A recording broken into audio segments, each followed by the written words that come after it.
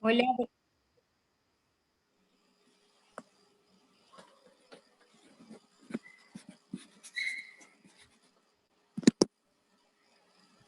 hola, ¿me oyen?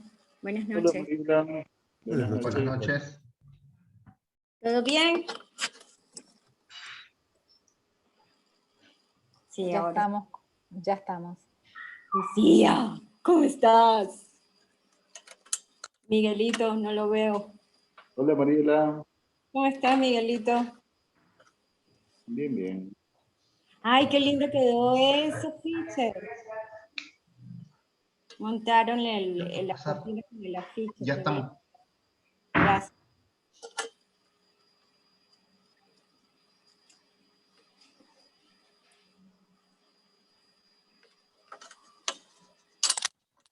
Eric me avisa con tiempito, ¿ya? Doctorita, dígame. Me Ya yo avisa estoy cuándo. listo. No, Ya no, yo estoy esperen. listo. Cuando guste. No, Eric de Merck. Eric es el otro. Eric, sí, está bien. Eric, buenas noches, ¿cómo estás? Buenas noches. ¿Todo bien? Todo bien, todo bien. Qué bueno verte. Gracias, igualmente. Tenía mucho tiempo que no te veía, Eric. Te habías perdido.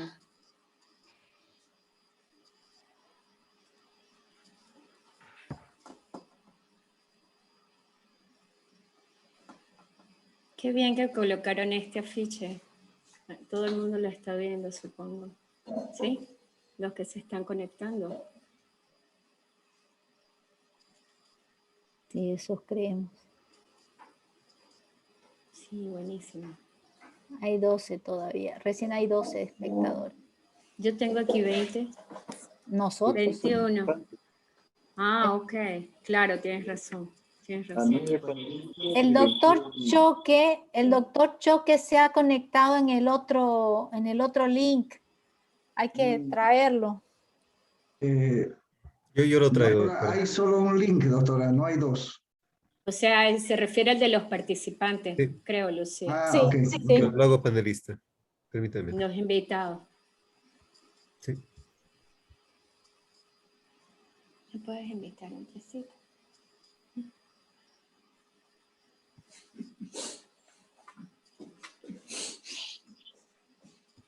Gracias.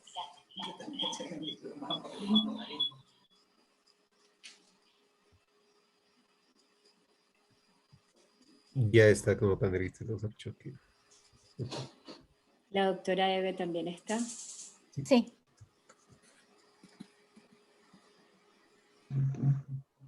Completo.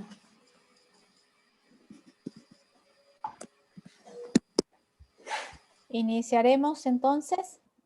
Ok. Sí, Son me las parece iguales. pertinente. Sí. Ya. Buenas noches, ¿me escuchan? Sí, Wilson. ¿Cómo está, doctora? Buenas noches, para tenerlo listo la presentación. Gracias. Ya estamos. Wow, yo ahora no sé qué hice aquí, pero mi presentación, no sé cómo la voy a compartir.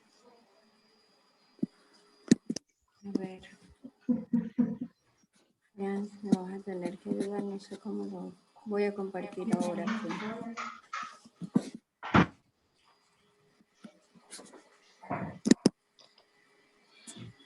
No sé cómo voy a compartir mi pantalla ahora. ¿Le aparece el botoncito verde, doctora? No me aparece. Por eso digo, no sé qué hice aquí. A ver, ahora sí me apareció. Ya.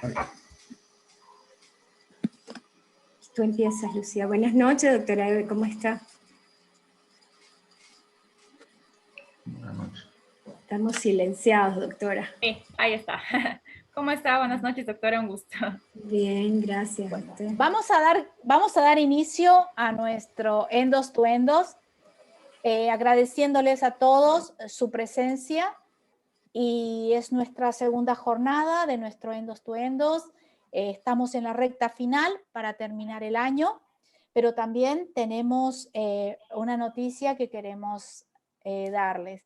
Como habrán visto en el ingreso, si bien vamos a estar terminando el Endos to Endos, vamos a hacer nuestra despedida del año con las Jornadas Nacionales de Endocrinología. Entonces, para que vayan agendando sus fechas, va a ser el 30 de septiembre, 1 y 2 de octubre. Entonces, los esperamos y queremos que todos puedan disfrutar de estas jornadas. Muy bien, paso la palabra a la doctora Sánchez para que dé inicio a la segunda jornada del módulo suprarrenal. Gracias. Gracias, Lucía. Y bienvenidos de nuevo hoy a todos. Y muchísimas gracias por el apoyo que siempre dan a nuestra actividad, que es la actividad de todos los miembros de la sociedad y para todos los miembros de la sociedad. Gracias a Gustavo y a Eric que nos han apoyado en esta jornada que ya casi está por terminar y realmente pues estamos satisfechos, muy agradecidos con todos por la presencia que siempre nos han mostrado. Esta noche es especial, quiero iniciarla porque como decía nuestra presidenta Lucía, bueno, pues se les dio la buena noticia de que ya estamos todos trabajando en el próximo evento, ¿no? Voy a compartir la pantalla, no sé si se ve. La estoy compartiendo, por favor. Sí, doctora, se ve bien. Sí, perfecto. Ok. Bien, continuando. Este es el segundo día de glándula suprarrenal en el Endos to Endos. Para hoy tenemos programado también como moderador al doctor Miguel Vázquez, conocido ya por todos nosotros. Y en el programa, pues, a las 19:45 empezaremos a hablar sobre feocromocitoma y esto lo va a hacer el doctor Eric Vargas desde el Beni. La presentación de casos clínicos del día de hoy está a cargo de la doctora Eve Córdoba desde Cochabamba y quien nos va a hablar sobre feocromocitoma y el doctor Wilson Choque, quien nos presentará un caso sobre lipomas. A continuación haremos la sesión de preguntas y respuestas y con la debida discusión. Sin más preámbulo, bueno, quiero darle la palabra a nuestro modulador, el doctor Miguel Vázquez, para que continúe con la presentación. Bienvenido, Miguelito. Buenas noches. Buenas noches. Entonces, bienvenidos a todos los colegas al módulo suprarrenal. Como bien lo decíamos ayer quisimos arrancar con una patología que era muy frecuente y hoy vamos a ver una patología que es bastante infrecuente, ¿no? En realidad cada uno de ustedes durante la formación hemos tenido la oportunidad de verlo, pero cuesta encontrarlo, ¿no? Y es por eso que lo traemos a colación, cosa de despertar, ¿no? Ese interés y esa pericia de trabajar en los equipos multidisciplinarios y hacer diagnóstico. Como orador principal de esta noche tenemos a un colega amigo de la ciudad del Beni, el doctor Eric Vargas, ¿no? Él es médico endocrinólogo del Hospital Obrero número 8 en la ciudad de Trinidad, es egresado de la Universidad San Francisco Javier de Chuquisaca, realizó su formación en el Hospital de Clínicas San José, el Hospital de Clínicas de la ciudad de Buenos Aires, y a la par realizó la carrera de especialista universitario en la UBA, ¿no? Le damos la bienvenida al doctor Eric Vargas y su presentación con feocromocitoma. Muchísimas gracias, Miguel. Muchas gracias por la invitación. Vamos a tocar ahora el tema de feocromocitoma. Estoy compartiendo pantalla.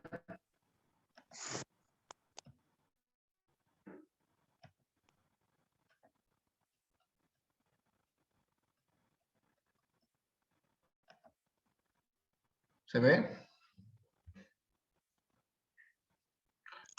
No todavía. Todavía no. ¿Todavía no?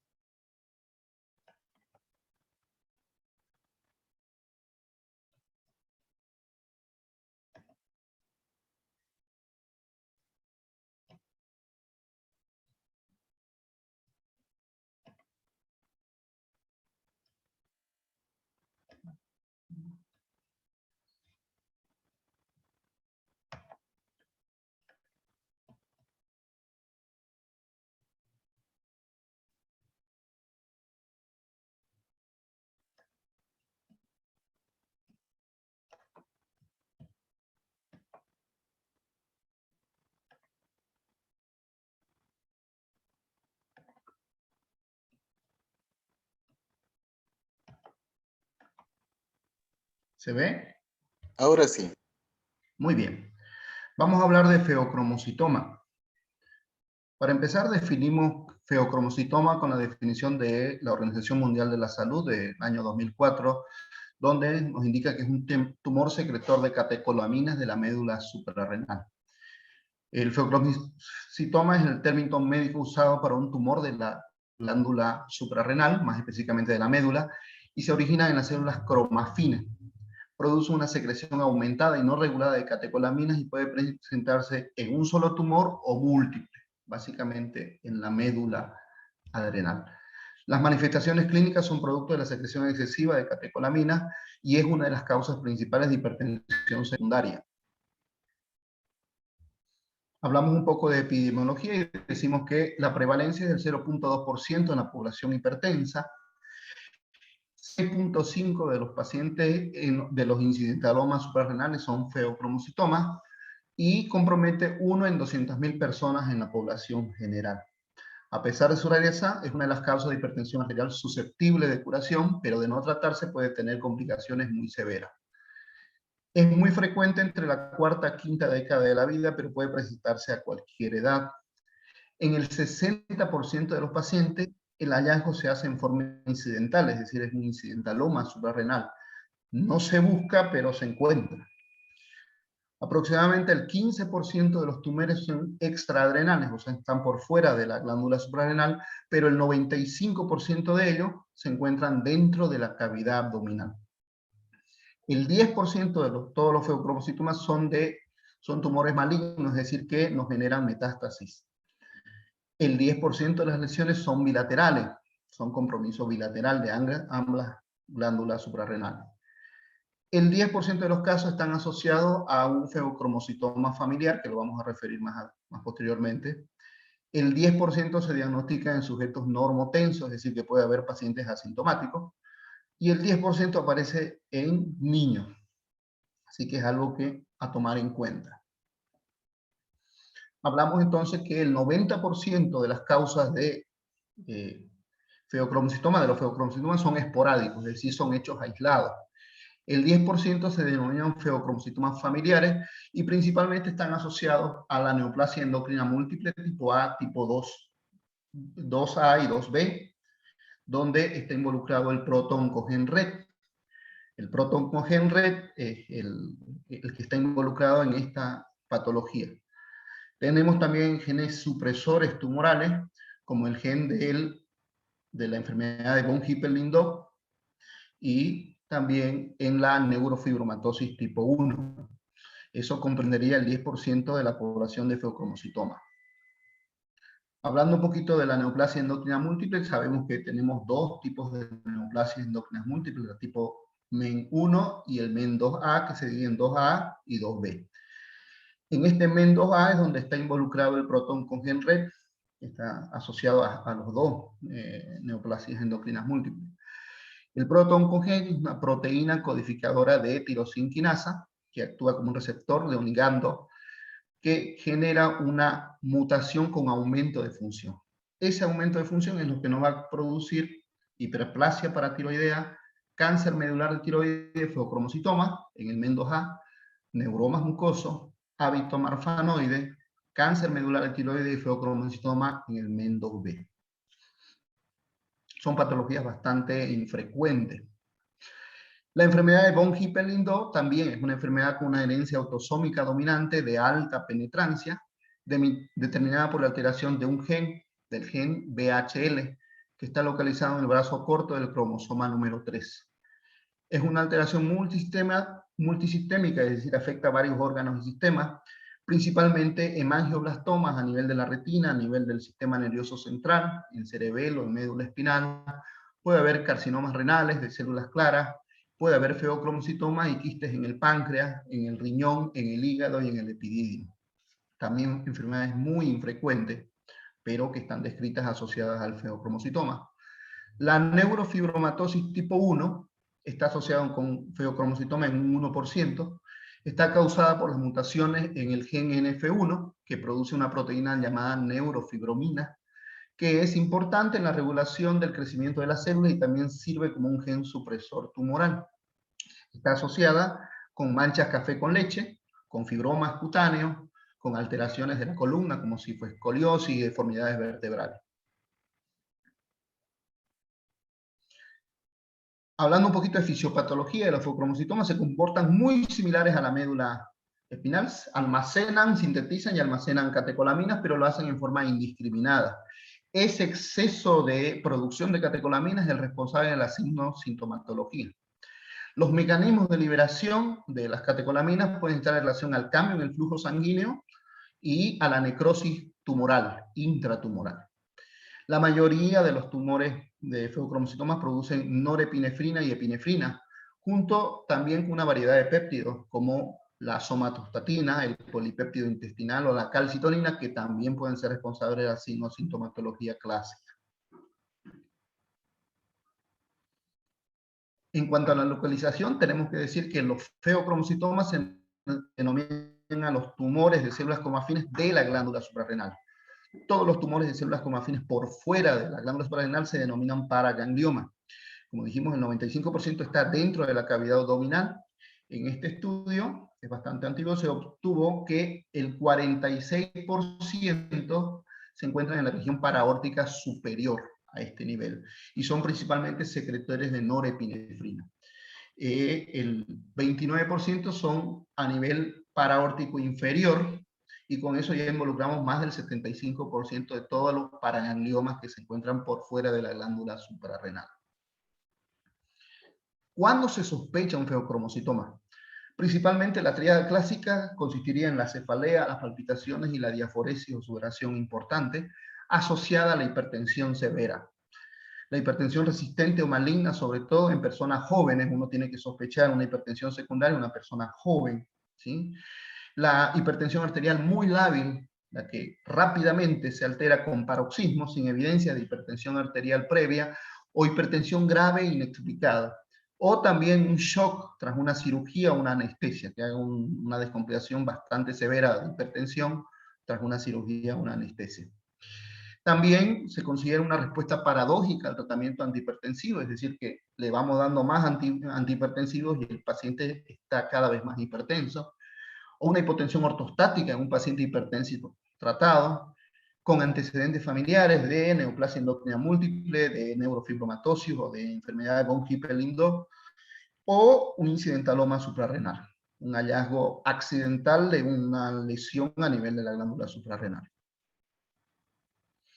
La tríada clásica: cefalea, diaforesis profusa y palpitaciones o taquicardia. Nosotros sabemos que el 96% de los pacientes con feocromocitoma tienen al menos uno de estos tres síntomas.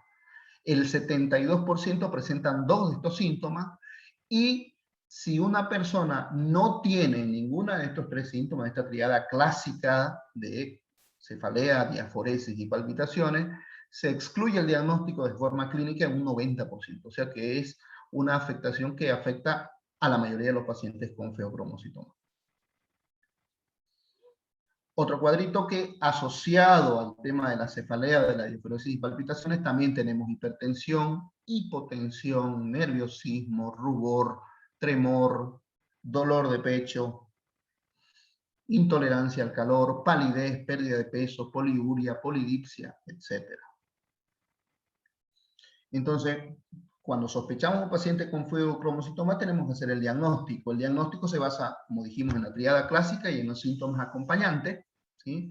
En el diagnóstico bioquímico y en el diagnóstico radiológico. El diagnóstico bioquímico está dado principalmente por las catecolaminas y las metanefrinas fraccionadas en orina de 24 horas y por las metanefrinas fraccionadas en plasma. Busqué bibliografía reciente acerca del uso del ácido vanillin-mandélico en las últimas guías de tratamiento y la verdad no encontré información respecto a este componente. A nivel radiológico, la primera opción de tratamiento, la primera imagen es una tomografía axial computarizada. Eventualmente se puede hacer una resonancia magnética nuclear con contraste. Y si queremos saber una localización de un paraganglioma, podemos usar un MIBG, es la metaiodobensilguanidina, o iobenguano I123, o la tomografía con emisión de positrones con fluoro de desoxiglucosa. En eso tenemos que dividir al paciente en un bajo índice de sospecha y un alto índice de sospecha. El bajo índice de sospecha se considera a los pacientes con una hipertensión resistente o con síntomas clásicos, con síntomas ataques hiperadrenérgicos, palpitaciones, diaforesis, cefalea, temblor o palidez. Esos pacientes englobarían dentro de lo que se llama bajo índice de sospecha. Dentro del alto índice de sospecha tenemos los antecedentes familiares de feocromocitomas, pacientes que tienen familiares directos con feocromocitomas, con síndromes genéticos asociados al feocromocitoma, como la neoplasia endocrina múltiple tipo 2, los antecedentes de feocromocitoma resecado en antecedentes previos del mismo paciente, o un incidentaloma descubierto en forma incidental. Esos serían los pacientes con alto índice de sospecha. ¿Para qué nos iba a hacer la división de las dos cosas? Para ver cómo lo estudiamos. Pacientes con bajo índice de sospecha se hace catecolaminas y metanefrinas fraccionadas en orina de 24 horas. Se toma la normetanefrina o la metanefrina, esos son los valores de referencia, se puede tomar la noradrenalina, la epinefrina y, pensando mucho más complejo, la dopamina, porque puede haber tumores secretores de dopamina y no así de catecolamina. Con alto índice de sospecha se hacen las metanefrinas fraccionadas en plasma. Y ahí se utiliza la cromatografía líquida de alta resolución, la HPLC, o espectrometría de masa. Es importante saber y hacer las disquisiciones porque este estudio, las metanefrinas fraccionadas en plasma, si bien es muy sensible, es muy inespecífico, es decir, que nos da resultados falsos positivos importantes, y eso agrava y encarece más los costos del diagnóstico. Entonces, si hacemos la distinción entre una baja sospecha, hacemos solamente metanefrinas y catecolaminas en orina 24 horas. Y si ya tenemos una alta sospecha y tenemos que confirmarlo adecuadamente, ya hacemos las metanefrinas en plasma.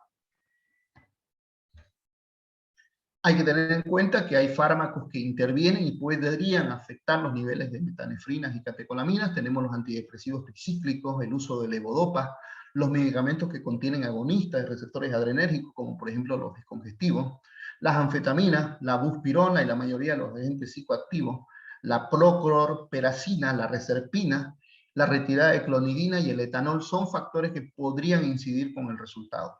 Entonces hay que tener en cuenta esos medicamentos para ver si se puede espaciar lo más que se pueda para tomar una muestra lo más fidedigno posible.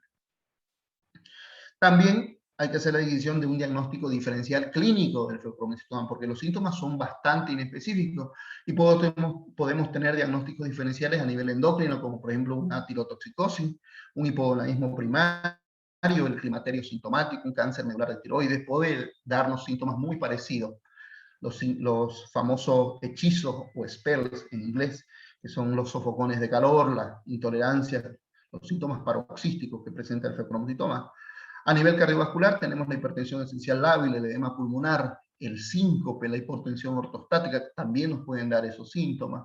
La ansiedad, los ataques de pánico, el retiro de inhibidores adrenérgicos, el tratamiento con inhibidores de la monoaminooxidasa, los descongestivos, la ingestión de simpático mimético, el uso de drogas ilegales, la cocaína, el PCP, el ácido lisérgico, la vancomicina nos puede dar el síndrome del hombre rojo. O sea, hay que hacer una distinción de todos estos y hacer un diagnóstico diferencial adecuado.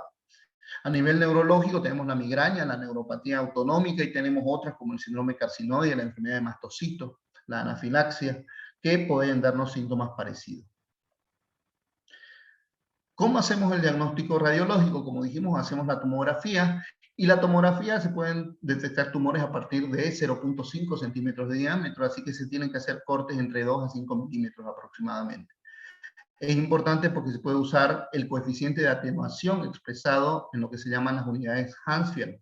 Eso nos mide las características del tejido que estamos examinando, si el tejido es rico en grasa o bajo en grasa. Eso nos ayuda a dividir los adenomas adrenales, que son totalmente benignos, de otros tumores como los feocromocitomas o los carcinomas adrenales, ¿sí? Entonces, ¿qué características tomográficas nos puede dar un paciente con feocromocitoma? Mayor atenuación en la tomografía, la mayoría tiene más de 20 unidades Hansfield. El aumento de vascularización, es una masa heterogénea. hay un retraso en el lavado del medio de contraste. 10 minutos después de la administración del contraste hay un lavado absoluto del medio de contraste de menos del 50%. Y puede haber cambios quísticos y hemorrágicos. ¿Sí? Básicamente, aquí tenemos una tomografía común. Aquí vemos las dos suprarrenales, la suprarrenal izquierda y la suprarrenal derecha. Y vemos aquí las masas típicas de los feocromocitomas, que son masas heterogéneas con aumento de vascularización, con infiltrados hemorrágicos o quísticos. Aquí se ve el grado de atenuación que tenemos, las cantidades de unidades Hansfield, que lo puede hacer a nivel tomográfico. Este estudio me pareció muy interesante, es de la Clínica Mayo, engloba 14 años de seguimiento y hicieron un total de 705 tumores adrenales.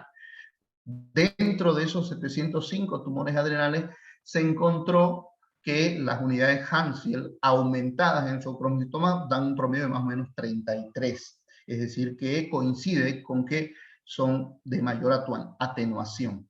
¿Sí?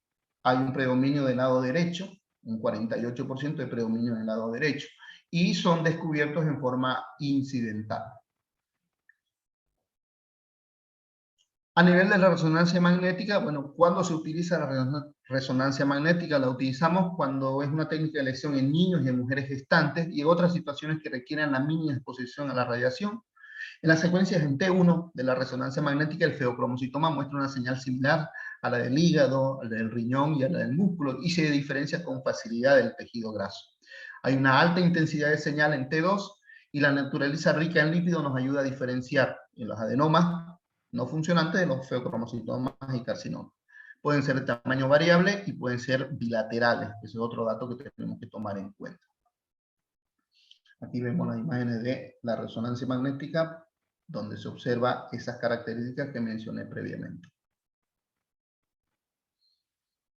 A nivel radiológico, cuando no es posible la localización tumoral con tomografía o resonancia magnética, se debe recurrir a la gammagrafía con MIBG. Nos puede ayudar a detectar un paraganglioma en este momento. El MIBG, la meta-iodobencilguanidina, es un componente que tiene un cierto parecido con la adrenalina y es captada por el tejido adrenal. No tiene afinidad con los receptores adrenérgicos, entonces nos ayuda a distinguir tejido adrenal ectópico. ¿Sí? Este es un MIBG, un estudio de 24 horas para ver la captación. Es una gammagrafía. Es un radioisótopo que nos ayuda a englobar estos tumores. Se puede usar la tomografía con emisión de positrones con fluoro de desoxiglucosa.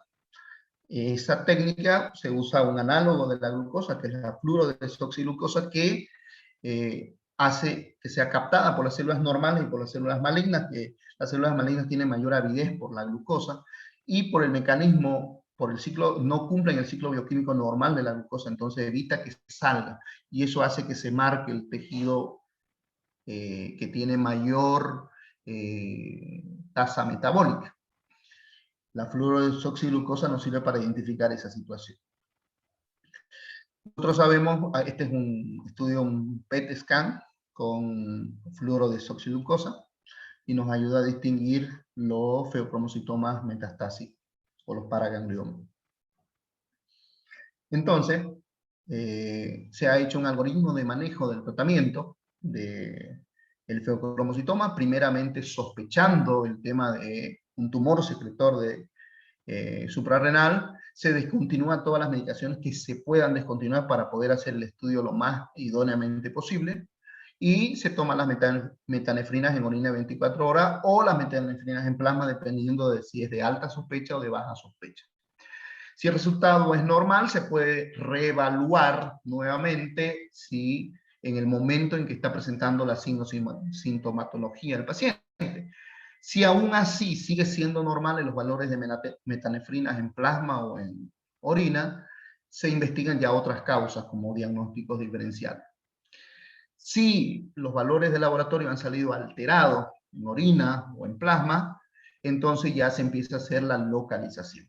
Se usa primero la tomografía o la resonancia magnética para ir buscando, y si encontramos masas parabórticas o tumores de más de 10 centímetros, se puede usar el MIBG. O cuando no se encuentra, se tiene que usar el MIBG o el PET scan con fluoro de desoxiglucosa, o también se puede usar otro isótopo que se llama galio 68, que también está en estudio y tiene alta captación. Si es posible, se puede hacer un estudio genético para saber si engloba dentro de lo que se llaman feocromocitomas familiares, tomando en cuenta estos tres principales enfermedades: el proton-con-gen red, el gen B de la enfermedad de von Hippel-Lindau y el gen NF1 para la neurofibromatosis tipo 1. Se hace el tratamiento prequirúrgico porque tiene que estar preparado el paciente, y el tratamiento definitivo es la cirugía. Hay pacientes que no se ha podido hacer porque tienen metástasis o tienen múltiples, bueno, no se ha podido localizar adecuadamente. Se ha probado hacer tratamientos médicos, pero los tratamientos médicos generalmente no son fructíferos. Generalmente el paciente se descompensa. Entonces, el tratamiento de elección, como dijimos previamente, es la cirugía. La mejoría en el pronóstico de la cirugía del feocromocitoma es multifactorial e incluye generalmente un buen manejo anestésico y una monitorización perioperatoria y de los fármacos antihipertensivos. La resección de un feocromocitoma es un procedimiento quirúrgico de alto riesgo y se requiere un equipo cirujano y anestesiólogo experimentado. Hay que hacer una preparación farmacológica por lo menos unos 14 días previos a la cirugía. El paciente tiene que estar en un primer momento alfa bloqueado y después un beta bloqueado. Es un factor clave para reducir la morbimortalidad intraoperatoria. El objetivo del tratamiento preoperatorio consiste en controlar la hipertensión y aumentar el volumen circulante. Por eso que se dice que 48 a 72 horas antes del paciente tiene que tener una dieta rica en sodio para expandir más el volumen, para evitar la contracción de volumen que existe por la secreción de catecolaminas exageradas. Entonces usamos los beta bloqueantes alfa. El tratamiento es con beta bloqueantes alfa. Tenemos la doxazosina y la fenoxibenzamina. La fenoxibenzamina es la droga de primera línea que se utiliza en Estados Unidos, que se utilizan para contrarrestar la liberación masiva de catecolaminas. Posteriormente a que se ha hecho el bloqueo alfa, recién se recurre al bloqueo beta, que el bloqueo beta generalmente se hace con beta bloqueante para evitar si el paciente tiene arritmias o taquicardia. Si no se hace el bloqueo alfa, hay riesgo de que se exacerbe la vasoconstricción producida por la adrenalina, y eso es un dato importantísimo. También están descritos el uso de los calcio antagonistas. Los calcio antagonistas, como nifedipino, etcétera, pueden ayudarnos en la cirugía. Han demostrado que son de utilidad en el control de la hipertensión arterial y otros síntomas en pacientes con feocromocitoma. Los antagonistas del calcio tienen propiedades vasodilatadoras, arteriolares, y en consecuencia reducen la resistencia vascular periférica. Entonces podríamos hacer un triple esquema para tratar de mantener controlado al paciente. Esto es lo que está descrito en este trabajo, publicado en el 2014 en las guías de la Endocrine Society, donde nos habla de una primera preparación con el alfa bloqueante, con la fenoxibenzamina o la doxazosina, 10 o 14 días antes de la cirugía, con una dosis máxima de 1 miligramo kilo día de fenoxibenzamina o hasta 32 miligramos día de doxazosina. Seguido de la preparación 2 con nifedipino y amlodipino, 60 miligramos como dosis máxima de nifedipino y 10 miligramos como dosis máxima de amlodipino. Es decir, tratamiento sinergismo de potenciación. Y por último se puede usar los beta bloqueantes, el propanolol, 40 miligramos 3 veces al día, es decir, 120 miligramos al día, y 50 miligramos día de atenolol. Entonces, esto se hace 2 semanas previas a la cirugía para que el paciente no tenga tanta descompensación o no se descompense bruscamente en el intraoperatorio.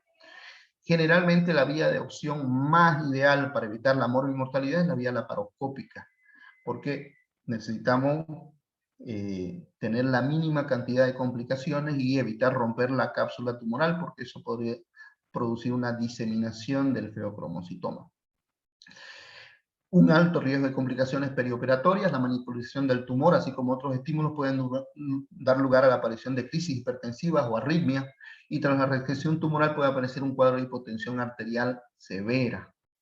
Y eso es importante, porque al sacarlo el tumor, al bajar el flujo de catecolaminas, puede tener tendencia a hipotensión arterial. Así que el paciente, el anestesiólogo está usando el nitroprusiato sódico, en su defecto la fentolamina o la nicardipina, para tratar de mantener la presión arterial lo más estable posible y a la larga también expandiendo volumen para mantener con el riesgo de hipotensión que existe previamente. Este estudio nos muestra 8 pacientes en el proceso prequirúrgico inmediato, en la inducción de la anestesia y cada 5 minutos, y se ve el pico de epinefrina y norepinefrina que ha tenido los pacientes mientras se está manipulando el tumor, mientras se está procediendo a la cirugía. Y esa es el responsable de las descompensaciones intraoperatorias que tiene el paciente. Hay que tener muchísimo cuidado en ese sentido por todos los riesgos que eso implica. Aquí tenemos los riesgos a nivel del corazón, que puede ser una falla aguda, una angina de pecho, una arritmia, una cardiomiopatía, una miocarditis. A nivel del cerebro puede producir una encefalopatía, un ACV, una disección aórtica a nivel vascular, una isquemia orgánica, una hipotensión postural y el shock. A nivel de los riñones puede generar una falla renal aguda, una hematuria. ¿Sí? Generalmente todos estos trastornos son producidos por la hipoperfusión, por los espasmos coronarios y por la desbalance en la demanda de oxígeno que existe. Más que todo es por la vasoconstricción, la mayoría de las patologías agregadas que tiene el paciente que se está operando en ese momento del feocromocitoma. ¿Qué pronóstico tiene? La cirugía del feocromocitoma no siempre conduce a la curación de los pacientes. Incluso con tumores benignos han descrito recidivas en un 16% de los pacientes en alguna serie. La recidiva es más frecuente en pacientes generalmente jóvenes o con feocromocitomas familiares. Esos son los pacientes que más probabilidades de recidiva hay. El último estudio que fue publicado en este año, en el año 2021, nos muestra un metaanálisis de 3 estudios donde se incluyeron 430 pacientes con un feocromocitoma y se obtuvo una tasa de recurrencia del 3%, que difiere mucho del 16% que se conocía previamente. En la enfermedad maligna, la tasa de supervivencia a los 5 años es menor del 50%, y eso es importante saberlo para asesorar adecuadamente a la familia y al mismo paciente. Y el control clínico y bioquímico de estos pacientes debe ser indefinido, es decir, no se da de alta nunca al paciente. Se tienen que realizar controles anuales y bianuales de los sujetos con tumores suprarrenales grandes y hay que permanente controlar porque existe un riesgo de recidiva inclusive hasta 53 años posterior a la cirugía. Así que hay que tener en cuenta esa situación. Muchas gracias.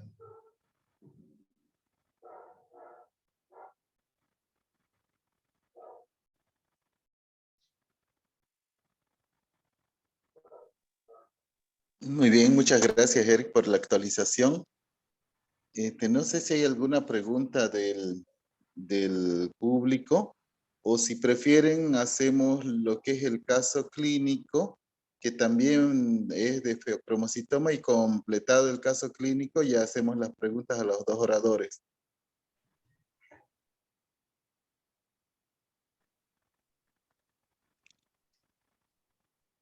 Bien, hagamos eso. Entonces, vamos a invitar a la doctora Eve Córdoba. Ella es médica endocrinóloga de la ciudad de Cochabamba, que nos va a compartir un caso clínico sobre esta temática, ¿no? Vamos a hablar sobre feocromocitoma y posterior al caso clínico ya nos dedicamos a las preguntas del tema. Bienvenida, doctora Eve. ¿Puede compartir pantalla?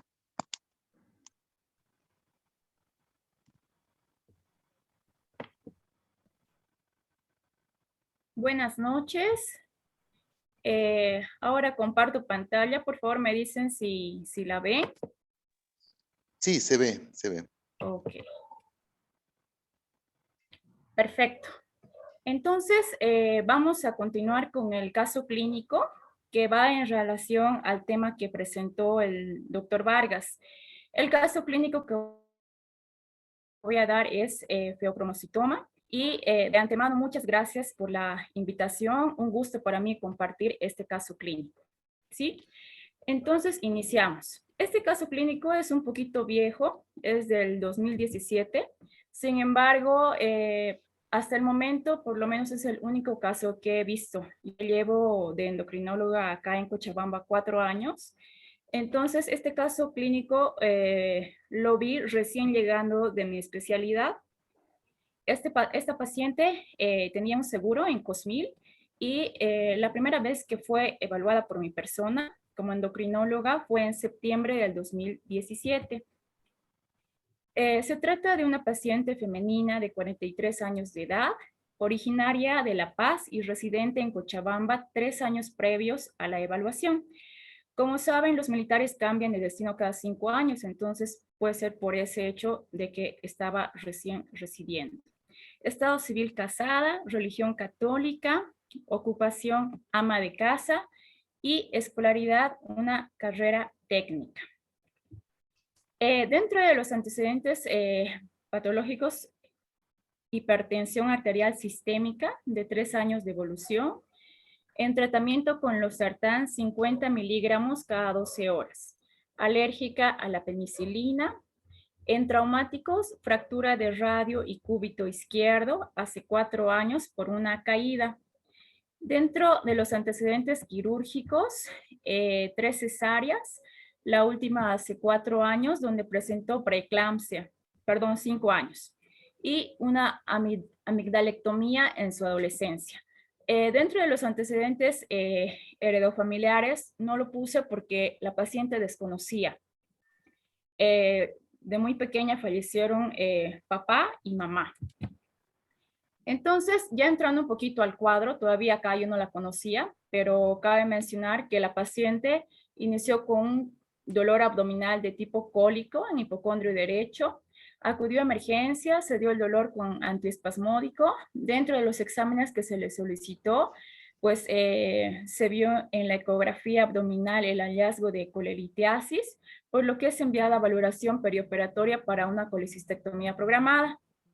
Entonces, la paciente es intervenida en fecha 31 de agosto del 2017 y en el transoperatorio presenta una crisis hipertensiva, llegando así a tener una presión arterial de 200/120. Entonces, la paciente fue compensada, se trasladó a terapia intensiva y estuvo como 3 días más o menos ahí, pero salió la paciente. Desde entonces se solicitó además la valoración por cardiología, ya en seguimiento por su hipertensión, porque antes solamente era vista por medicina interna. Y cardiología, al estar iniciando el protocolo de estudio, solicita un perfil tiroideo, donde se destacó un nivel de TSH de 6.5. Entonces, ante esa elevación y rango anormal, me envían una interconsulta para endocrinología. Entonces, en la fecha 12 de octubre del 2017, la paciente acude a consulta externa y recién revisando el historial clínico se realiza el interrogatorio y se llama la atención lo que la paciente refiere que desde hace un año previo ya habría cursado con un descontrol en cuanto a su hipertensión arterial. Tenía tomando solamente losartán 50 miligramos cada 12 horas, pero luego medicina interna le añadió ante el descontrol, añadiendo así amlodipino 10 miligramos, hidroclorotiazida 50 y carvedilol 12.5 miligramos diarios, y aún con esas dosis, los niveles de TEA eran muy fluctuantes y en los últimos, ya en los últimos meses. Sin embargo, para la valoración preoperatoria de la colecistectomía tenía una tensión arterial de 140/85 reportado en el historial clínico. Se interroga por los síntomas a la paciente y ella refiere que las últimas semanas o meses incluso cursó con cefaleas frecuentes, frialdad en las manos y pies acompañado de sudoración a cualquier hora del día o noche. Entonces acá ya me llama más la atención en relación al tema que hemos visto, porque uno, ya va el descontrol de su hipertensión arterial. Y con respecto a la sintomatología, pues está dentro de la triada que mencionó el doctor Vargas, están 2 síntomas, que son las cefaleas y la sudoración. Lo único que no me reportaba la paciente era palpitaciones. Entonces, como que yo ya me voy enfocando un poquito a el tipo de patología endocrina que me podría dar estos síntomas, ¿no? Al examen clínico, al examen físico, perdón, una presión arterial de 150/100, una frecuencia cardíaca de 90, frecuencia respiratoria y temperatura normales, peso 71, talla 1,62, un índice de masa corporal 27. La paciente estaba orientada en las 3 esferas, sin ningún deterioro neurológico, buena coloración de tegumentos, un cuello cilíndrico, tiroides de tamaño normal, no palpé nódulos, sin datos de ingurgitación yugular y tampoco adenopatías cervicales. A nivel de tórax, simétrico, buena entrada de aire en ambos campos pulmonares, sin agregados, ruidos cardíacos sí con intensidad aumentada, pero rítmicos y no ausculté soplos. A nivel de abdomen, globos a expensas de panículo adiposo, no doloroso la palpación, tampoco no datos de irritación peritoneal. Extremidades íntegras, sin edema, pulsos presentes, fuerza y sensibilidad conservados. Entonces, evidentemente, por la edad de la paciente, joven, el descontrol de su hipertensión arterial y los síntomas, pues tengo que descartar sí o sí una hipertensión de origen endocrino, ¿no? Y pues acá están tanto el sistema renina-angiotensina que tengo que ver, mineralocorticoides, catecolaminas y las misceláneas, ¿no? Dentro de las misceláneas podríamos ver hasta pacientes diabéticas, hipertiroideas, principalmente, ¿no? Entonces, para iniciar el protocolo de estudio, pues veo generalmente estos 4 ejes y empiezo la solicitud de los laboratorios, ¿no? Solicito el perfil tiroideo, ¿por qué? Porque tenía una TSH fuera de rango, como en un rango de hipotiroidismo subclínico, que fue el motivo por el que yo empecé a ver a la paciente. Caso contrario, no lo hubiera visto. Reporto una TSH de 4.6, T4 libre normal, los anticuerpos totalmente negativos. Y el nivel de TSH pues está completamente normal, igual para el grado de sobrepeso que tiene la paciente. Cortisol, AM 13, ACTH en 19.8. Entonces, en ese punto yo estaría descartando, por ejemplo, un síndrome o enfermedad de Cushing. Una glucosa de 94, creatinina 0.7, electrolitos normales, potasio normal. Entonces ahí se me viene el hiperaldosteronismo primario y pues probablemente no lo tenga, aparte que no tiene la clínica. El resto, hemograma normal, perfil lipídico, colesterol un poquito elevado, ¿no? Y la proteinuria de 24 horas, normal igual. Si hubiera estado alta, tal vez hubiera pensado de origen renina-angiotensina, ¿no? Una hipertensión renovascular, por ejemplo. Entonces, descarto probablemente un síndrome de Cushing, una hipertensión renovascular, un hiperaldosteronismo primario, pero lo que sí o sí desde el inicio se me viene a la cabeza es pues la búsqueda de un feocromocitoma, ¿no?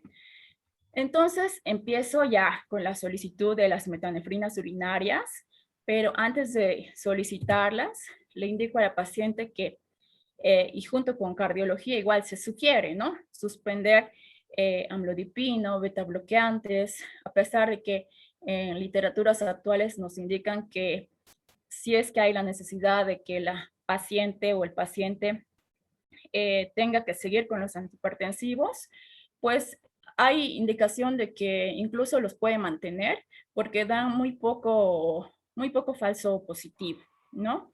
Pero también se sugiere que suspenda la cafeína, el té, el chocolate, nicotina, cítricos, bananas, que son alimentos estimulantes y que me podrían dar de por sí ya un falso positivo. Eso generalmente unos 10 días antes, una semana antes. Entonces, solicito las metanefrinas en orina de 24 horas.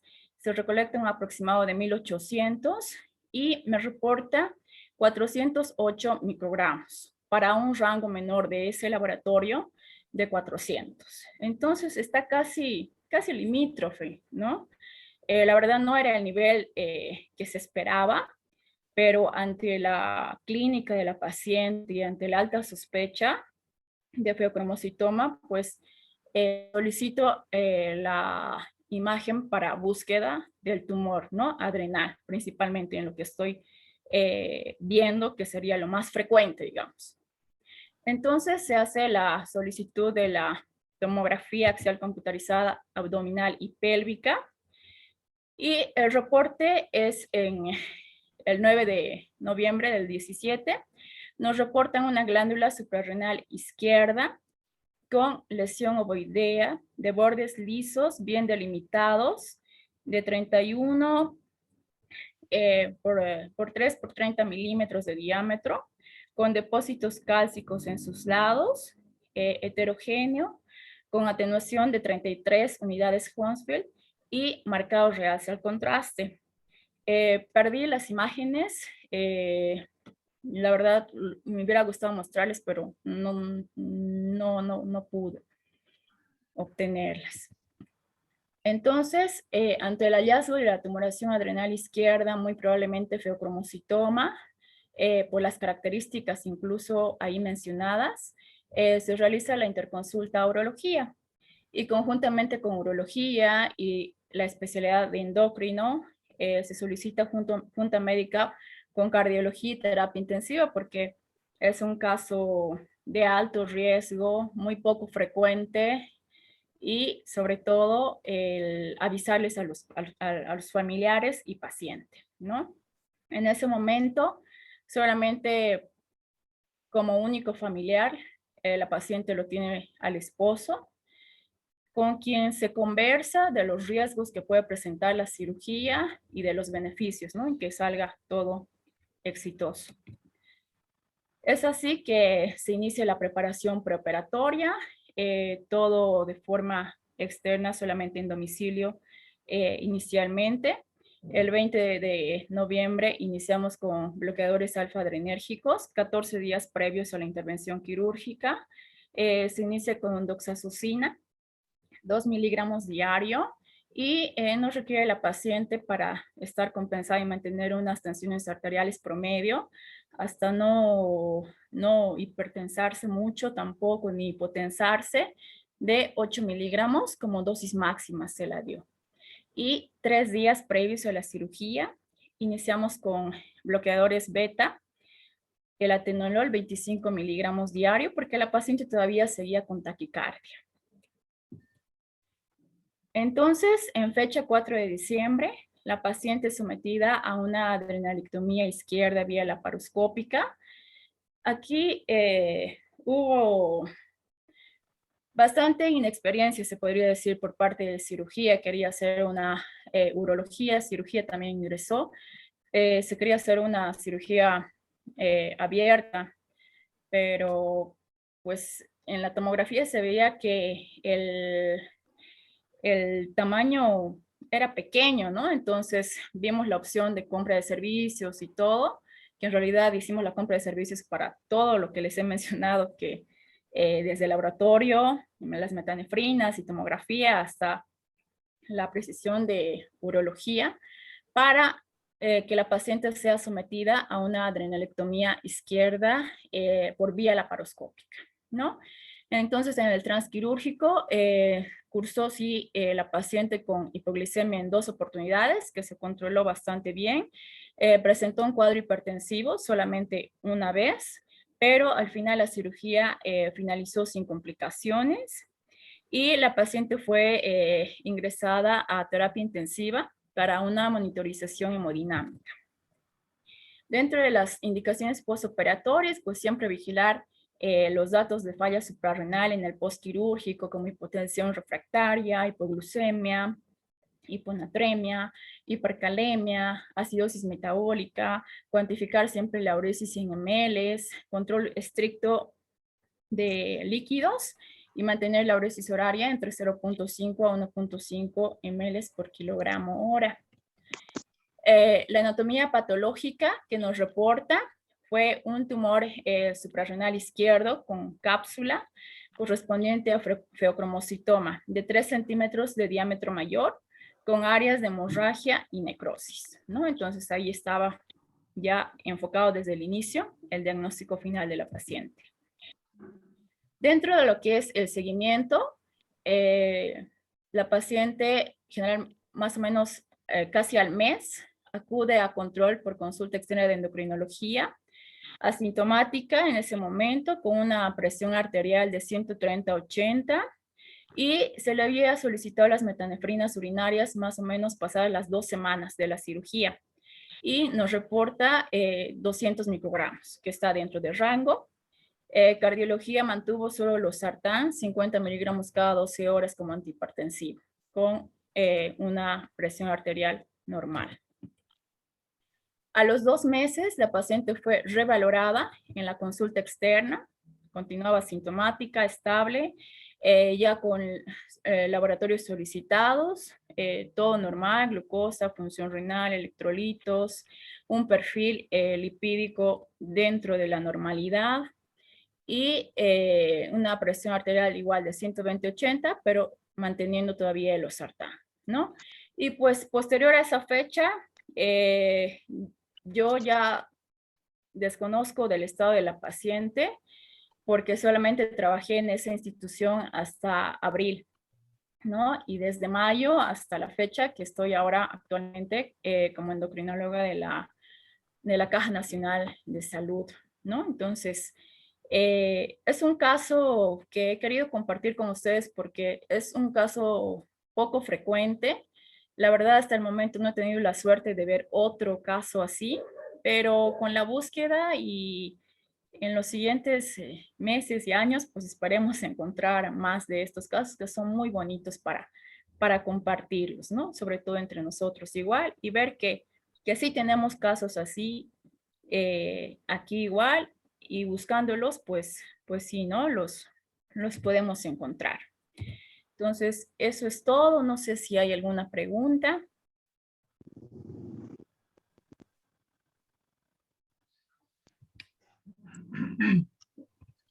Bien, muchas gracias, doctora Eve. Tenemos 2 preguntas, ¿no? Favor, una aclaración para los colegas, porque tengo una pregunta de espectador anónimo. No olviden, por favor, registrarse sus nombres para la correcta emisión de los certificados, ¿no? De todas maneras, espectador anónimo pregunta, ¿no? ¿El screening para el posible diagnóstico de feomocromocitoma incluye el ácido vanil mandélico o solo metanefrinas urinarias? Bueno, yo contesto, vuelvo a repetir, traté de mantenerme actualizado en el tema y en ninguno de las bibliografías que consulté mencionan ácido vanil mandélico, por eso es que me llamó la atención. Nosotros en la residencia utilizamos el vanillín mandélico, lo teníamos que derivar a otro hospital para hacerse en el caso de feocromocitoma, pero en la bibliografía que consulté no menciona, solo metanefrinas en plasma y en orina, haciendo la distinción entre alta sospecha y baja sospecha, ¿no? Muy bien, No ¿algún sé si la comentario? colega ha visto algo más, no, la verdad no lo sé. Sí, la verdad no menciona con respecto a eso, más bien yo leí lo último, que la cromogranina A, aunque no es específico del feocromocitoma, últimamente se está solicitando también y llega hasta una sensibilidad del 100%, pero junto a las metanefrinas, ambos, ¿no? Porque si solicitamos solamente la cromogranina A, pues eso es más específico de otros varios tumores neuroendocrinos. Pero sí, ambos sí se llegaría a una sensibilidad de 100%, pero del ácido vanil no, nada. Muy bien, gracias. Tenemos al doctor David Maldonado que pregunta, ¿no? ¿Qué tratamiento alfa-bloqueante se empleó para la doctora Eve en el caso clínico? Empleamos la doxazucina, 2 miligramos inicialmente y solamente requirió hasta una dosis máxima para la paciente de 8 miligramos. El punto de corte se puede llegar a subir hasta 32 miligramos de doxazosina. Se puede usar también fenoxibenzamina, 70 miligramos, 80 miligramos día. Bien, tenemos otra pregunta, ¿no? De la doctora Claudia, que nos pregunta, ¿solicitan metanefrinas, normetanefrinas en orina y plasma? Y acota una siguiente pregunta que indica, ¿no? ¿Qué guías utilizan para el manejo de estos pacientes? Bueno, yo leí las guías de práctica clínica de la Endocrine Society publicada en 2014, inclusive hubo una actualización hasta ahora, hasta el año 2021. No ha cambiado mucho, no ha diferido tanto el algoritmo de tratamiento y de manejo, que es lo que estábamos hablando, y volvemos a repetir lo mismo, se clasificaron en alta sospecha y baja sospecha. Si es baja sospecha, es un paciente con una hipertensión refractaria o con la triada clásica. Si es de alta sospecha, sospechamos un paciente que tiene antecedentes familiares directos de neoplasia endocrina múltiple o enfermedad de von Hippel-Lindau o neurofibromatosis, o antecedentes de un feocromocitoma en su persona, o antecedentes de incidentaloma suprarrenal. Esos serían pacientes de alta sospecha. No se hacen las metanefrinas en plasma en forma sistemática porque tienen muchos resultados falsos positivos, entonces eso encarece el estudio. Entonces, si tenemos un paciente con baja sospecha, pero sospechamos feocromocitoma, para descartarlo, lo ideal es solo las metanefrinas en orina de 24 horas.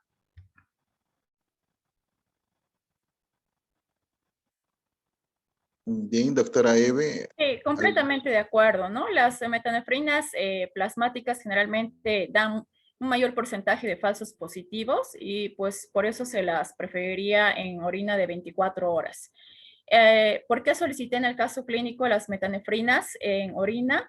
Porque era el único recurso con el que contamos aquí e incluso buscamos varios laboratorios que no lo hacen, solo encontramos uno, que es el Hospital Belga, y pues nada, ¿no? Solamente solicitamos eso por ese motivo, pero si vieron igual el resultado, estaba en el límite. El rango que manejaba el laboratorio era hasta 400, a nosotros nos salió 408, y en la literatura está indicada que hay un mayor porcentaje y probabilidad de hacer feocromocitoma si se obtiene un valor el doble del rango normal, ¿no? Pero nosotros estábamos ahí limítrofes. Sin embargo, por la alta sospecha, pues lo que sigue a continuación es hacer la búsqueda mediante imágenes.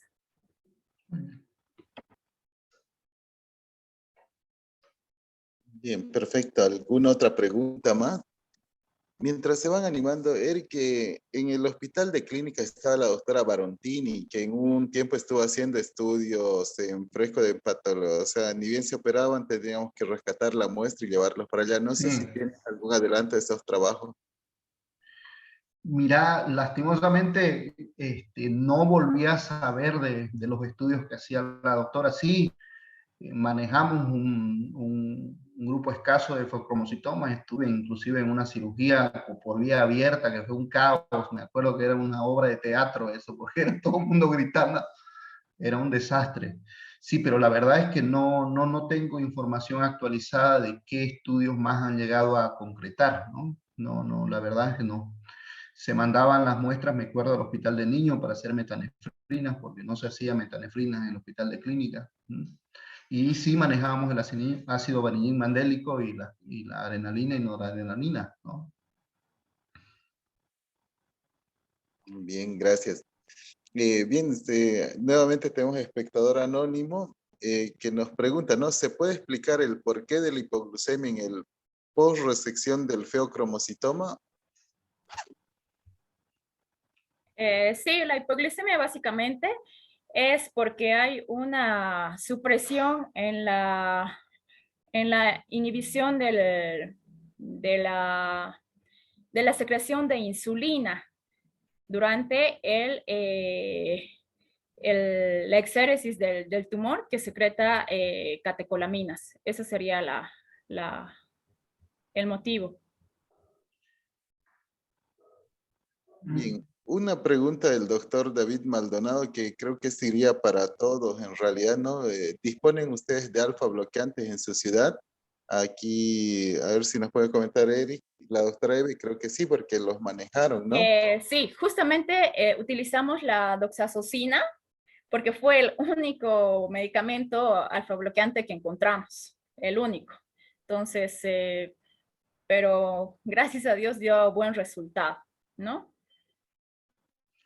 el único Sí, que hay. doxazocina la tenemos por acá, pero es muy difícil, o sea, no es que la conseguimos todo el tiempo, hay que pedirla. Es la doxazocina, es la única que se podría conseguir acá en nuestro medio. No sé si hay alguien de Cochabamba o de otro de o de alguna otra ciudad que nos pueda ayudar con esta pregunta.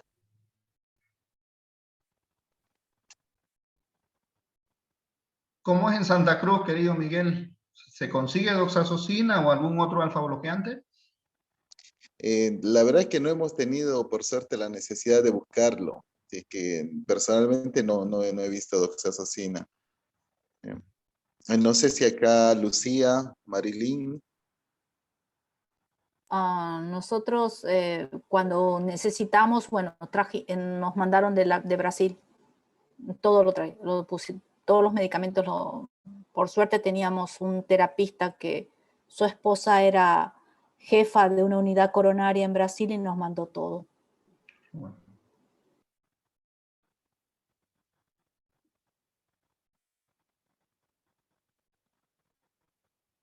Bien, acá el doctor Ronnie también confirma esta situación de que en Santa Cruz el caso Liperaldo primario recibía doxazocina.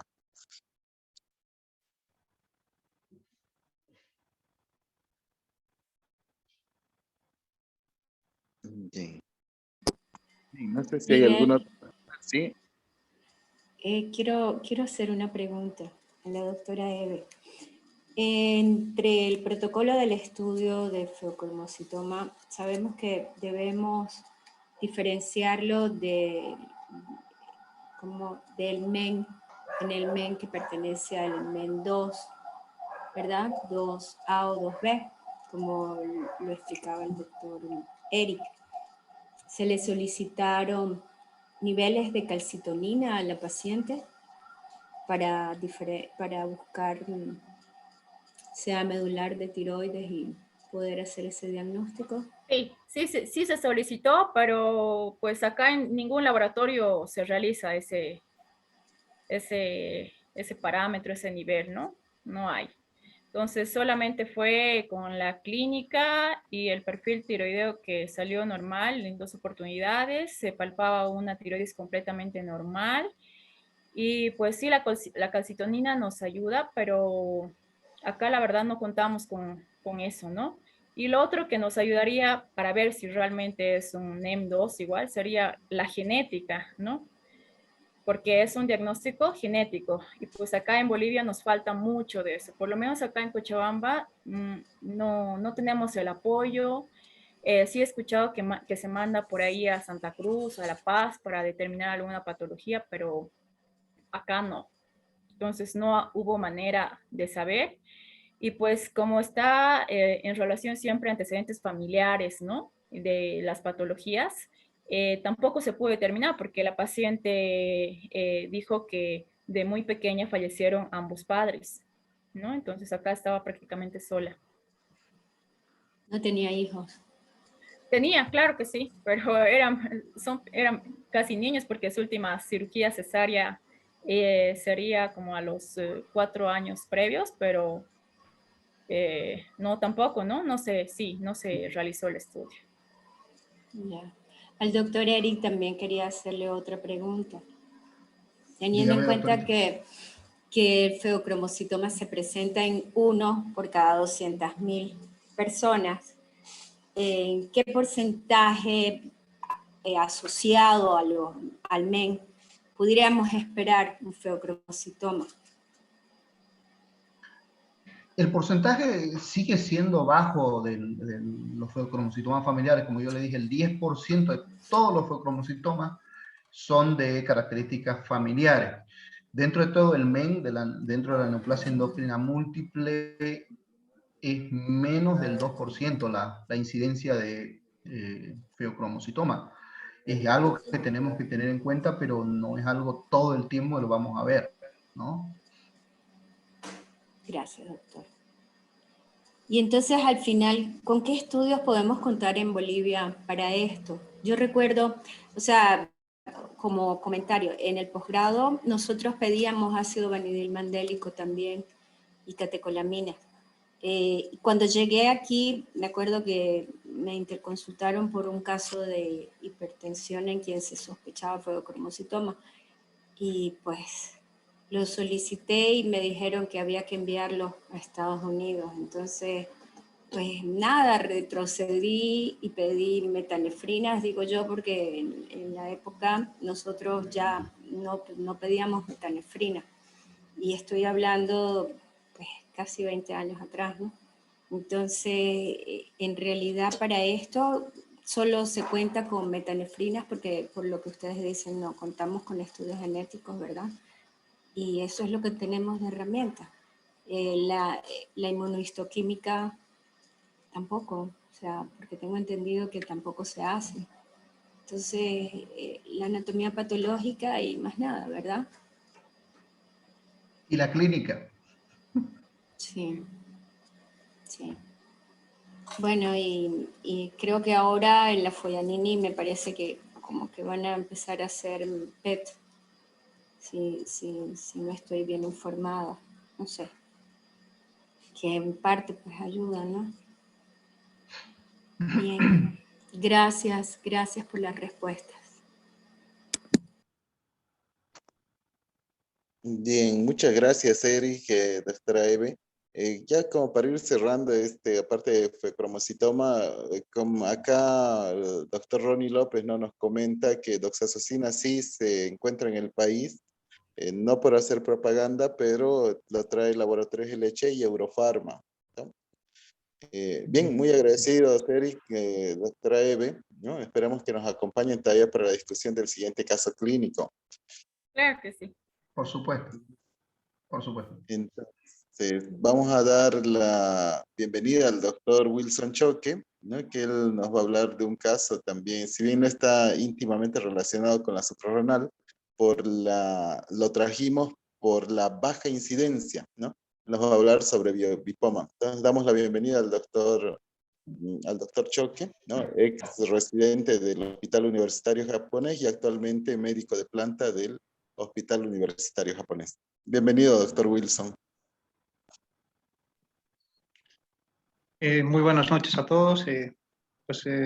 Vamos a compartir un caso muy infrecuente. Como lo dijo doctor, estamos en el módulo de suprarrenal, pero por la infrecuencia pues lo vamos a traer a colación de los dos del tema en realidad hablado.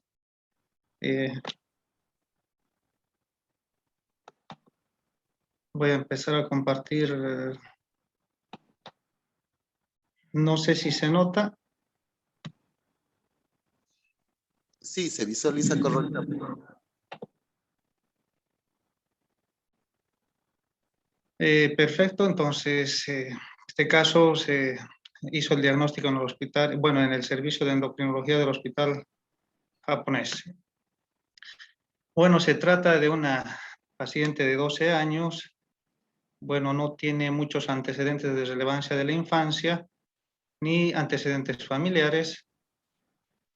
Contamos con un antecedente de que en fecha 23 de febrero del 2020 la paciente fue internada en el hospital por el lapso de 12 días, 8 días en la unidad de terapia intensiva pediátrica.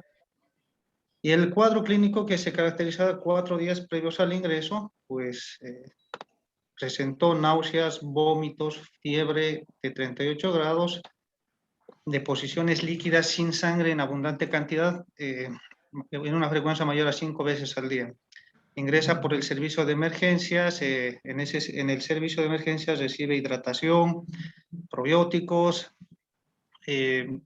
bueno, ahí se tuvo una intercurrencia con la hidratación porque no fue fácil compensarla.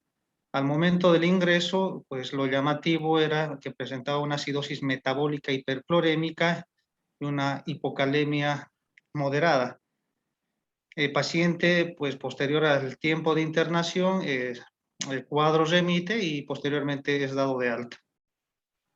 Ya en fecha, en agosto del 2020, retorna nuevamente ya por consulta externa de pediatría por médico de cabecera, por un cuadro, si no también muy severo, pero presentaba deposiciones líquidas, vómitos explosivos y pues el médico prescribe antibióticos, antieméticos y solicita algunos laboratorios. Dichos, el paciente con el tratamiento pues hay una mejoría parcial y por el cual es dado de alta, ¿no?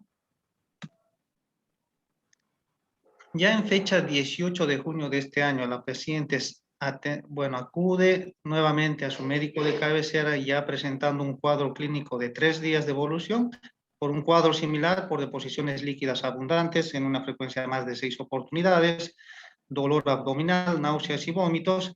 Se solicita laboratorios evidenciándose una leucocitosis de 10.600, una hipocalemia de 3.1 y suponemos que por el cuadro de dolor abdominal se solicita una ecografía abdominal.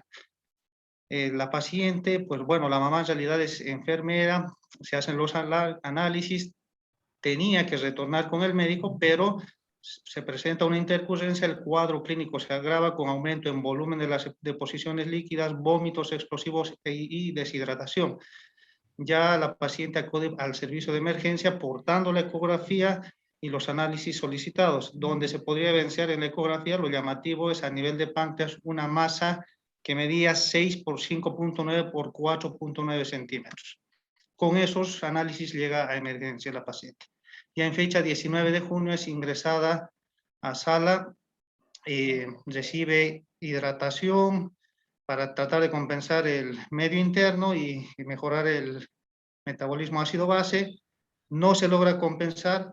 Ya en fecha 20 de junio pasa a terapia intensiva pediátrica con signos vitales de una presión de 90-70, frecuencia cardíaca de 110 latidos por minuto, Glasgow de 15 sobre 15, e ingresa bajo los diagnósticos de una deshidratación grave, disturbio hidroelectrolítico, acidosis metabólica y un tumor de páncreas en estudio.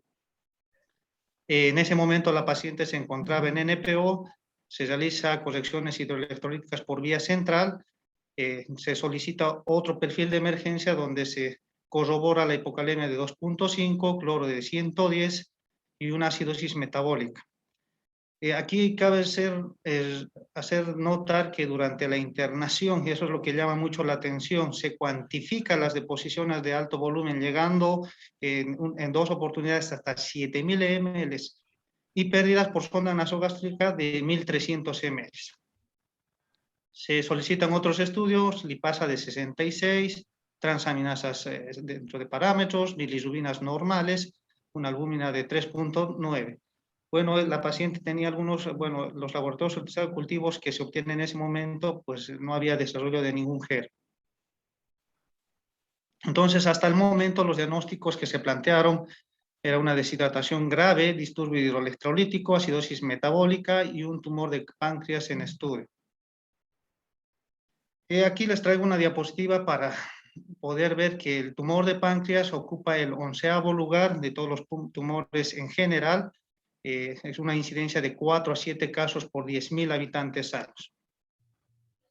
Entonces, la clasificación va a estar relacionada por el páncreas exócrino, que generalmente ocupa el 92%, de los cuales el mayor representativo es el adenocarcinoma ductal en un 95%, y otros que pueden deberse a metástasis del páncreas.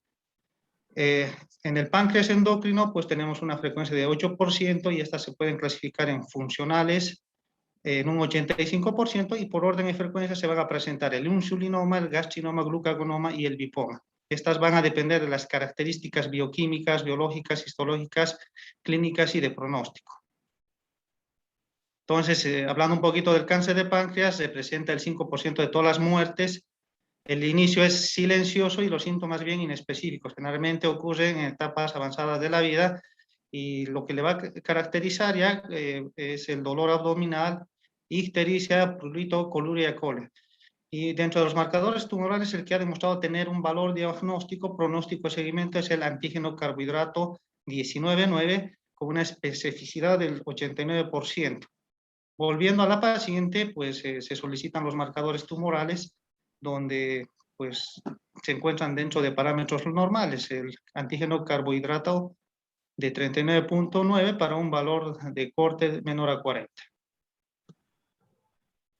Entonces, el 24 de junio del 2021, pues ya con los marcadores negativos, se solicita la valoración por la especialidad de endocrinología, gastroenterología, y nosotros, viendo las características de las deposiciones líquidas de tipo secretor, la deshidratación y las alteraciones del metabolismo ácido base, pues, y la tumoración en páncreas, se sospecha en un tumor neuroendocrino.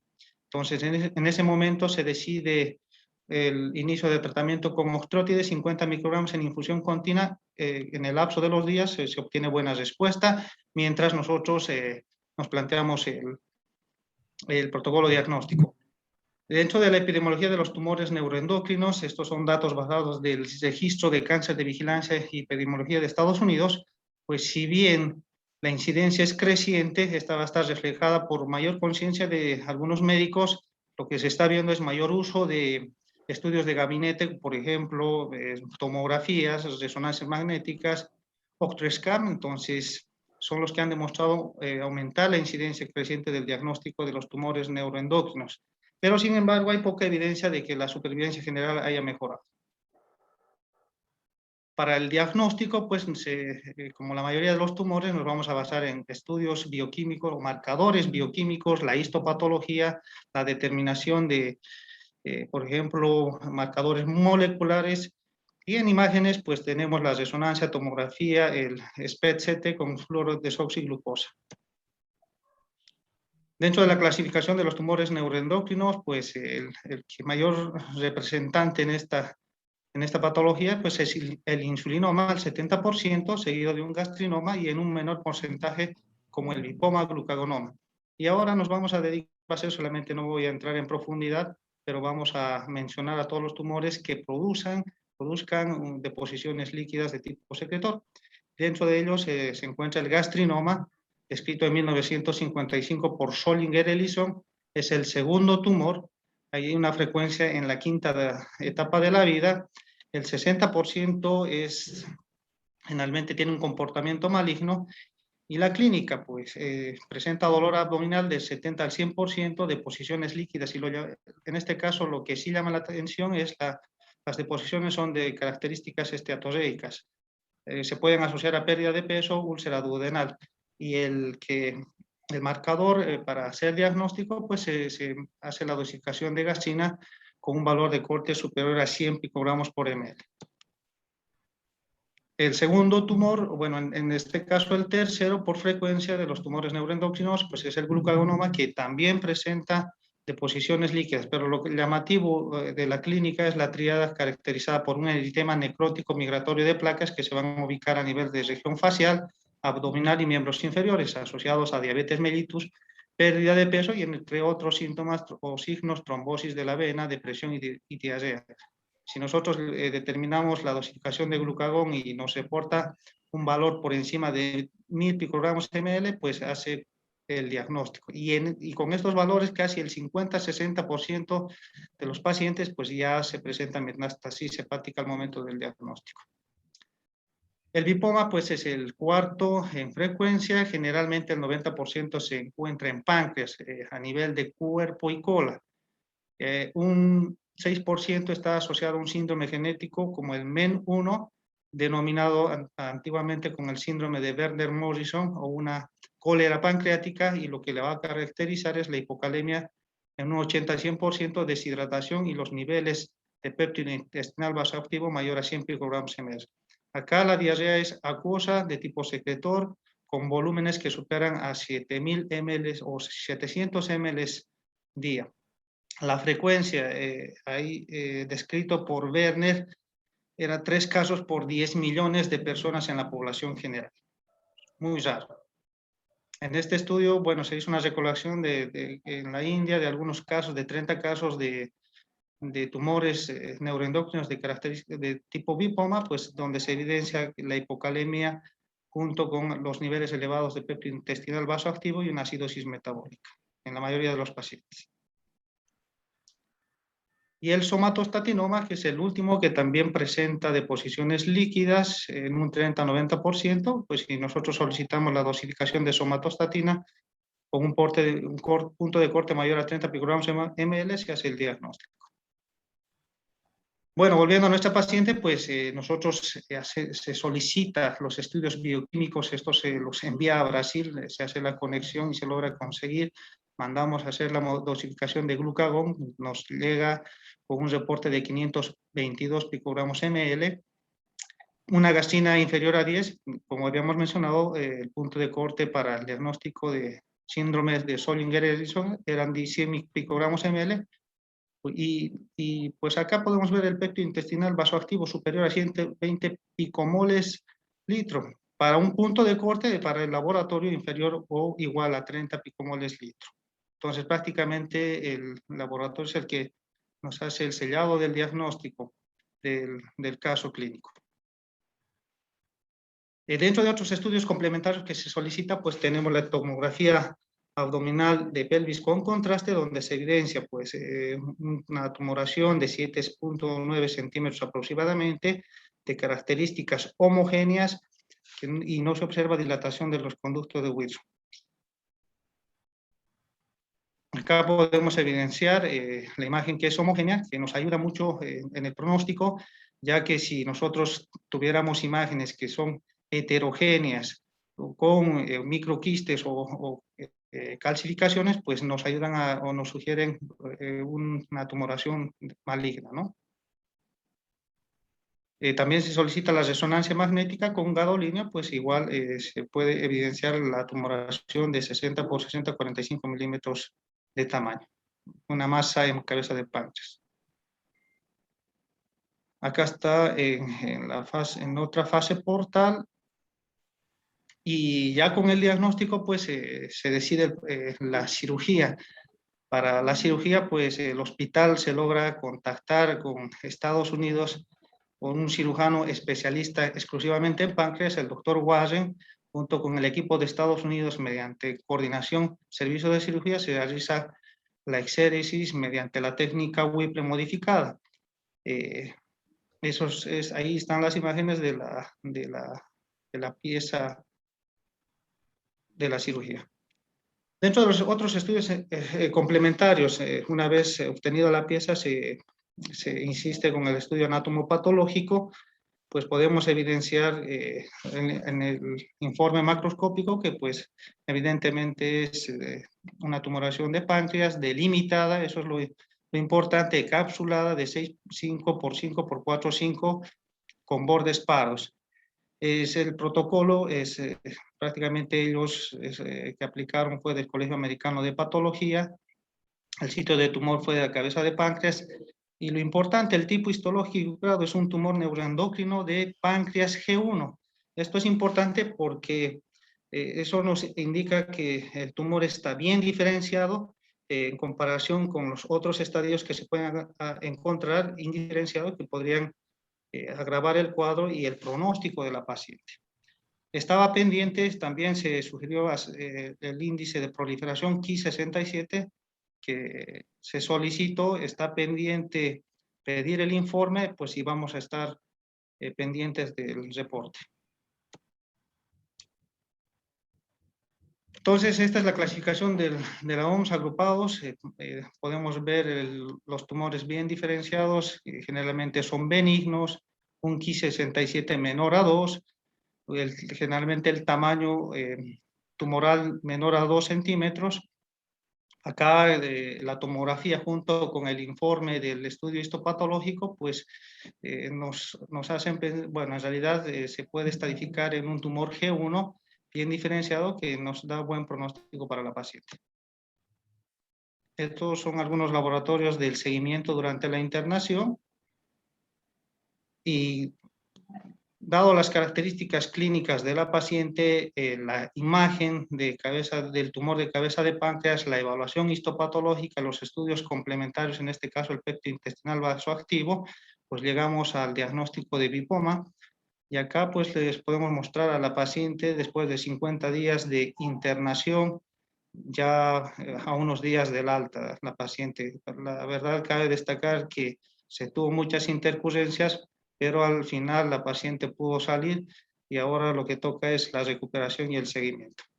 bueno, ese es el caso que queríamos compartir como hospital japonés, tomando en cuenta que es un caso muy infrecuente y pues para que se pueda hacer el conocimiento a todos los colegas. Muchas gracias.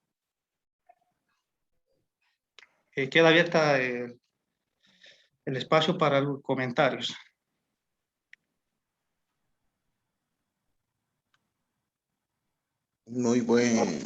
Muchas gracias, Wilson. Excelente caso. La verdad que son tumores bastante infrecuentes, ¿no? ¿Algún comentario de alguno de los colegas?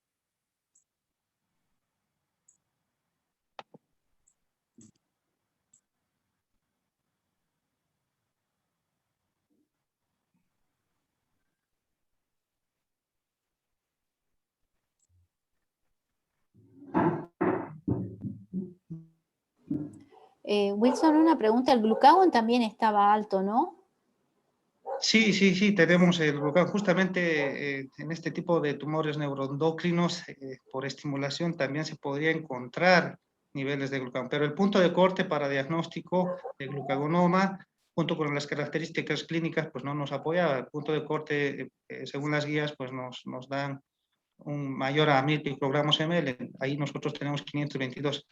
Pero las características clínicas de la paciente no se correlacionan, así es que obviamente vamos a hacer seguimiento más adelante, pero sí nos quedamos con el diagnóstico de lipoma. Gracias.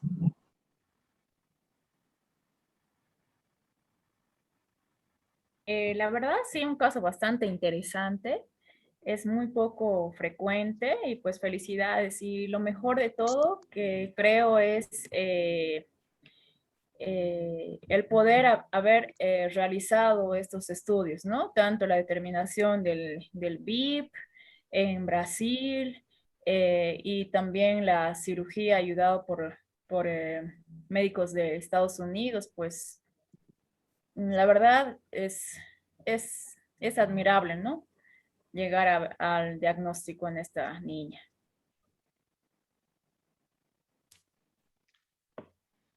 Sí, prácticamente pues el hospital se trabajó con un equipo, con diferentes servicios y mediante los diferentes jefes de servicio pudo lograr en bien y en beneficio de la paciente, y eso es lo que se trata de hacer en el hospital. Felicidades. Muchas gracias. Sí, el doctor David Maldonado pregunta, ¿qué grupo étnico tenía el paciente?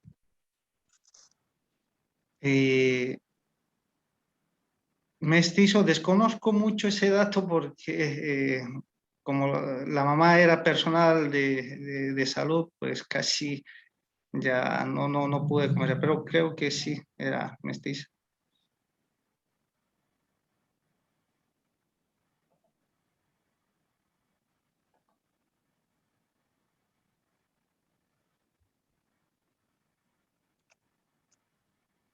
A ver, hay otro comentario que dice, interesante el caso, doctor. Evidentemente el seguimiento del paciente será casi permanente en el contexto de NEN 1.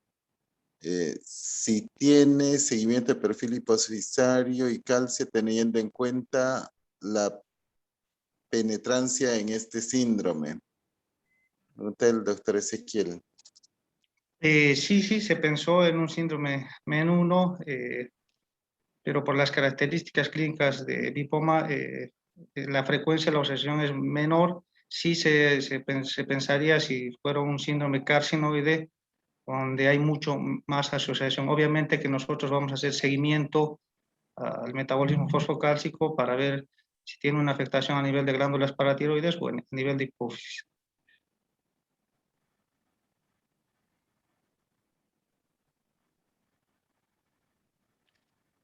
Muy bien, la verdad que han sido, como se mencionó al comienzo, esta noche ha sido una noche de casos bastante infrecuentes y raros, ¿no? Que la idea es abrirnos un poco más, ¿no? Para pensarlos y empezar a diagnosticarlos. Agradecido en realidad con todos los disertantes de hoy, con Eric que nos acompaña desde el Beni y con la Eve que nos acompaña desde Cochabamba y con el doctor Wilson que nos acompaña desde Santa Cruz. Bueno, muchas gracias, estimados colegas. cedo acá para el cierre ya a Lucía, que nos tiene la invitación, ¿no? Que ya han ido viendo circular en la pantalla previa al evento. Sí, sí, gracias a todos. No sé si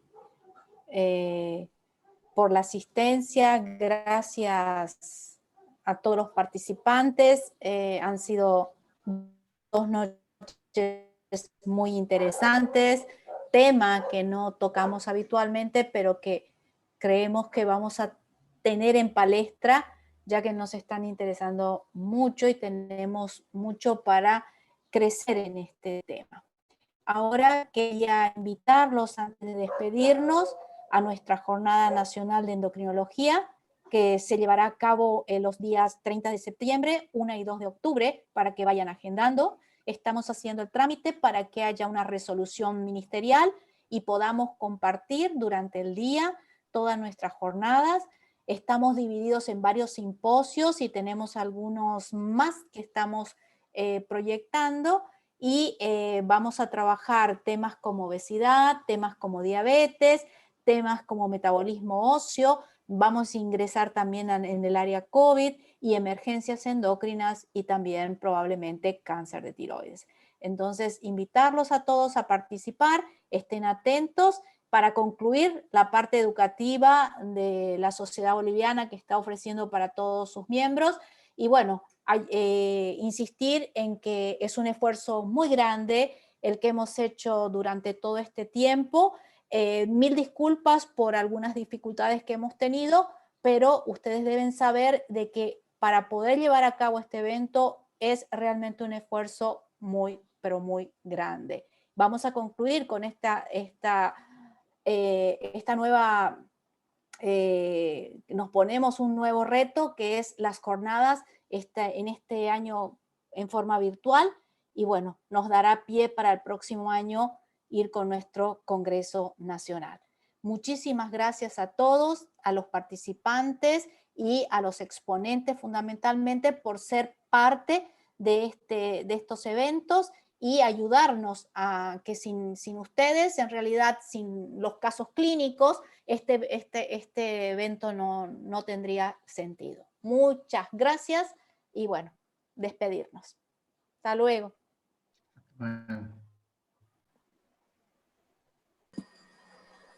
Buenas noches. Buenas noches.